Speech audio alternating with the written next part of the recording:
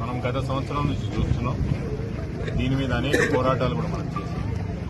ఆ రోజు ముఖ్యమంత్రి గారు రేవంత్ రెడ్డి గారు మూసీ ప్రాంతంలో ఉన్న పేద మధ్యతరగతి కుటుంబాలకు ఏదైతే అందరు నివసిస్తున్నారో హైదర్ షాగోటు, హైదర్ కూడా, మన దగ్గర బైరగూడ, ఇవన్నీ ప్రాంతంలో ఏదైతే నివసిస్తున్నారో అక్కడ ఉన్న వాళ్ళందరికీ ఏదైతే మార్కింగ్ ఇచ్చి వాళ్ళన్ని ఇల్లులు ఎప్పుడైతే కూలగొడతాయని చెప్పారో అప్పటి నుంచి మనం ఈ విషయంలో పోరాటం చేస్తున్నాం.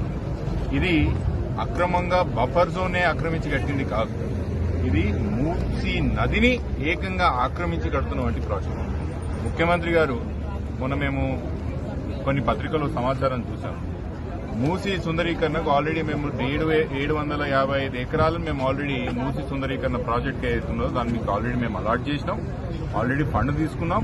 మేము పని తొందరలో మొదలు పెడతామని చెప్పడం జరిగింది. నేను ముఖ్యమంత్రి గారికి అడుగుతున్నా, హైడ్రా కమిషనర్ రంగనాథ్ గారికి అడుగుతున్నా, మీకు ఇటువంటి ప్రాజెక్టులు కనిపిస్తలేవా?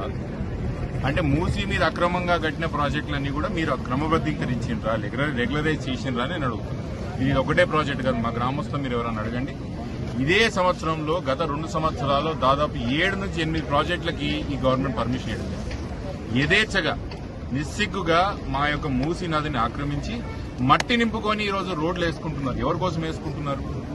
మొన్న కొండా సురేఖ గారి సుపుత్రిక ఏవైతే చెప్పిందో ఆ మంచిరేవుల ఏదైతే ల్యాండ్ అని చెప్పారో అది ఇక్కడే, అదే ల్యాండ్. ఎవరు పర్మిషన్ అడిగి ఆడ రోడ్ వేస్తున్నారని అడుగుతున్నాను. ఆ చిన్న రోడ్డు కూడా కాదు, దాదాపు 250-300 ఫీట్ల రోడ్ వేస్తున్నారు. ఎవరు పర్మిషన్ ఇచ్చారు దాన్ని? మూసీ మీద బఫర్ మీద రోడ్లు ప్రైవేట్ వాళ్ళు వేసుకోవడానికి పర్మిషన్లు ఎవరిచ్చారు? ఇది ఇష్టారాజ్యంగా అయిపోయినది.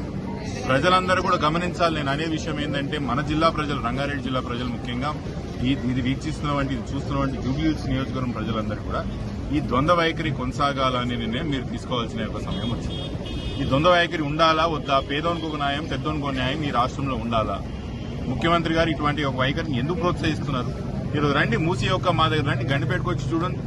ఎట్లా పేదోళ్ళ జోలికి హైడ్రా రాదో, ఎట్లా పెద్దోని జోలికి హైడ్రా రాదో, పేదోని జోలికి ఎట్లా హైడ్రా వస్తుందో వచ్చి మా దగ్గర చూడండి అని చెప్తున్నా. ఇవన్నీ కూడా ఈ పోరాటం ఆగదు. ముమ్మాటికి మేము ఈ మూసీ మీద ఏ ప్రాజెక్ట్ కడుతున్నాం, ఇది ఏదో బ్లాక్మెయిల్ టాక్టిక్ కాదు. నేను చాలా క్లియర్ గా చెప్తున్నాను. ఇన్ని రోజులు కూడా ప్రభుత్వానికి మేము మంచిగా చెప్పే ప్రయత్నం చేసినాం. మేము శాంతియుతంగా రిప్రజెంటేషన్లు ఇచ్చే ప్రయత్నం చేసినాం. కానీ ఇక నుంచి మాత్రం ఈ ప్రాజెక్టులు న్యాయబద్దంగా ఆగితే మాత్రం మేము బాధ్యులం కాదు. ముమ్మాటి కోర్టుకు పోతాం. ఇది ఎట్లా ఆపాలో మాకు బరాబర్ తెలుసని మాత్రం చెప్తున్నాం. జూబ్లీహిల్స్ యువతకు ఏం చెప్తున్నారు? ఖచ్చితంగా ఈ రోజు జూబ్లీహిల్స్ ఒక వాతావరణం మాత్రం స్పష్టంగా కనిపిస్తున్నది. మా పార్టీ ఆధిక్యంలో ఉన్నది. నేను చూసిన సర్వేలే